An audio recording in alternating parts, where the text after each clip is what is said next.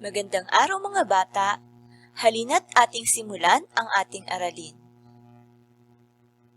Sa ating aralin ngayon, inaasahang ikaw ay makapagbibigay o makagagamit ng magkakasing tunog na mga salita sa isang tula.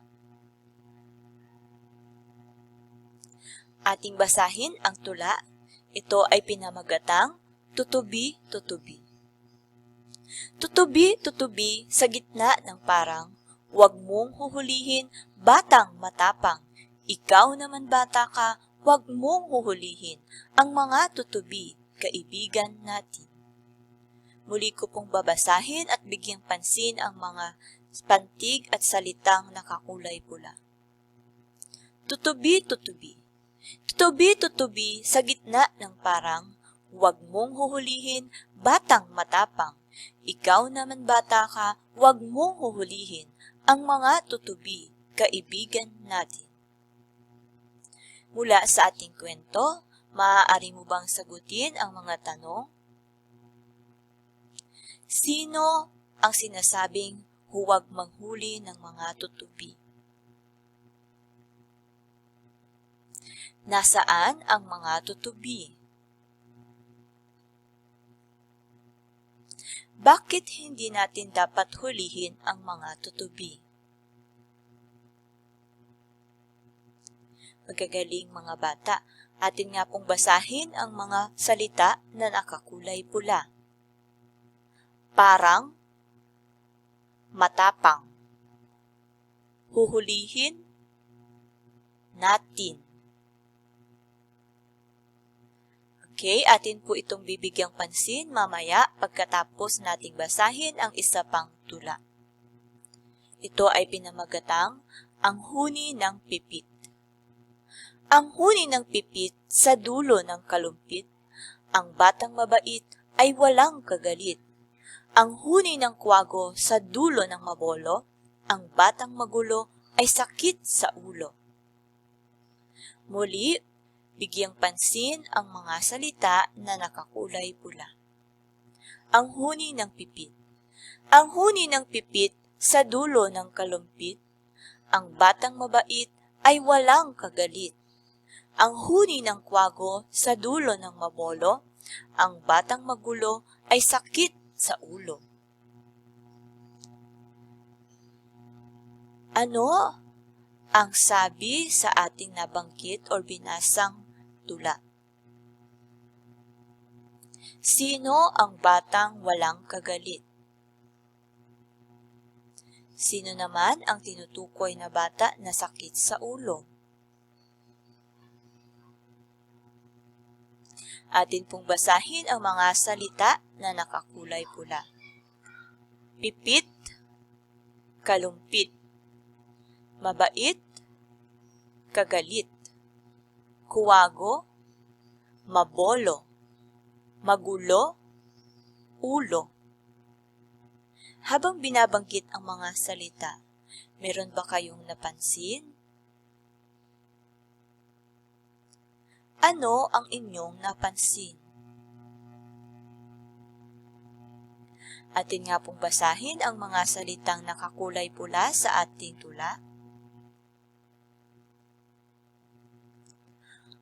Parang, matapang, huhulihin, natin, pipit, kalumpit, mabait, kagalit, kuwago, mabolo, magulo, ulo. Okay, ang mga salitang ito ay galing sa ating binasang dalawang tula. Ano ang napansin ninyo sa bawat salita? Habang binabanggit ang salita, ano ang inyong napansin? Ulitin ko. Parang, matapang, huhulihin, natin, pipit, kalumpit, mabait, kagalit, kuwago, mabolo, magulo, ulo. Magaling mga bata, tama kayo sa inyong mga napansin. Ang ating mga salita mula sa tula ay magkakaparehas ang tunog kapag ating binabasa. Tingnan mabuti ang mga pantig sa hulihang baghagi ng bawat salita. Halimbawa, ang parang, matapang. So, ang dulo o huling pantig ng salitang parang ay ang. Ang huling pantig ng matapang ay ang. Ibig sabihin, parehas sila ng huling pantig na kung babasahin natin ay parang, matapang. Na kung papakinggang mabuti, sila ay binabanggit ng parehas ang tunog. Ulitin natin, huhulihin natin. Ang huling pantig ay in sa huhulihin, sa natin naman ay in. So, parehas sila ng huling pantig at kung binabanggit ay magkatunog din. Pipit, kalumpit. So, may pit na huling pantig at pit. Kaya naman, pipit, kalumpit. Parehas ang kanilang tunog. Mabait, kagalit. Ang huling pantig ay it at saka it. At pag binasa natin, parehas sila ng tunog. Sumunod, kuwago, mabolo. Ang huling pantig ay go at saka lo. Na kung babasahin ay parehas din ang kanilang tunog. Magulo, ulo. So, lo at saka lo, parehas ang tunog. Ang mga salitang may parehas na tunog ay tinatawag nating salitang magkatugma.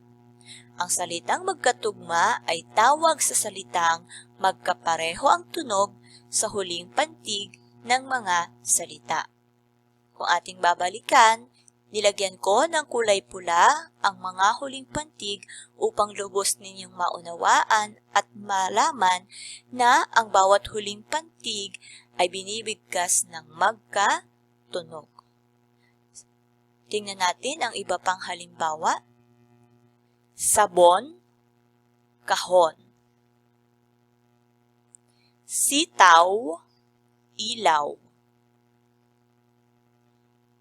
Manok, sandok. Saging, singsing. Parol, santol. Baso, laso. Banga, sanga. Kahel, papel. So, yan po ang mga halimbawa ng mga salitang magkatugma o tinatawag rin natin mga salitang magkasing tunog. Ating sagutan ang mga sumusunod. Bilugan ang salitang katugma ng salita na nasa kaliwa. So, ito ang mga salita na nasa kaliwa. Una, asukal. Alin sa tatlong salitang ito ang kanyang katugma or katunog? Kanal, apoy, lugaw. Upang inyong malaman, tingnan ang dulo o huling pantig ng bawat salita. Ang asukal ay ang huling pantig ay al. So, alin dito ang kanyang katugma or kasing tunog na salita?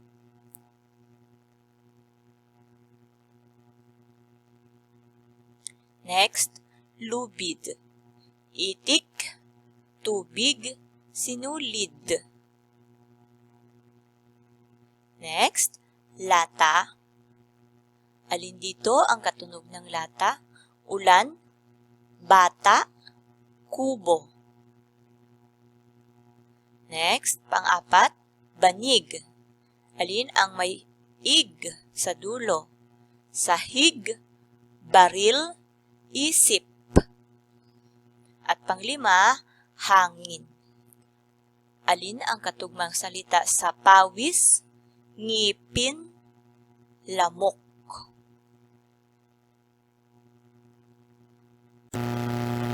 Magagaling mga bata, ang sagot sa ating gawain ay ang asukal, kanal, lubid, sinulid, lata, bata, banig, sahig, hangin, ngipin. So ito po ang mga salitang magkatugma.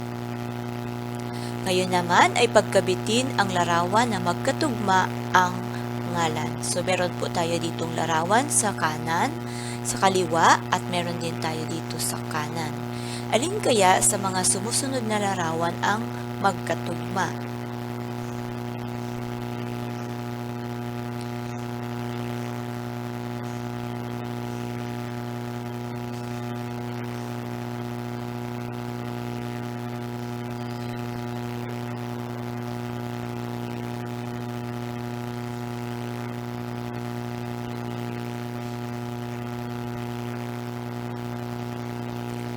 Mahuhusay mga bata. Napapatunay lamang ito na talagang naunawaan na ninyo ang mga salitang magkatugma o tinatawag rin nating mga salitang magkasing tunog. Ngayon naman ay ating gawin ang sumunod na gawain. Salungguhitan ang dalawang salitang magkatugma sa tula. Ang tula ay pinamagatang ang po at opo. Ang bilin sa akin ng ama't ina ko, maging magalangin mamumupo ako kapag kinakausap ng matandang tao sa lahat ng oras, sa lahat ng dako. Kung ang kausap ko'y matanda sa akin na dapat igalang po at opo ay gamitin, natutuwa ako na bigkas-bigkasin ang po at opo ng buong giliw. Alin kaya sa tulang ito ang salitang magkatugma? Iyo pong salungguhitan.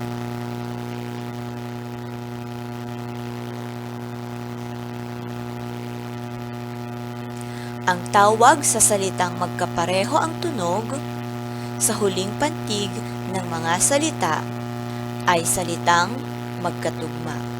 Uulitin ko po, ang tawag sa salitang magkapareho ang tunog sa huling pantig ng mga salita ay salitang magkatugma.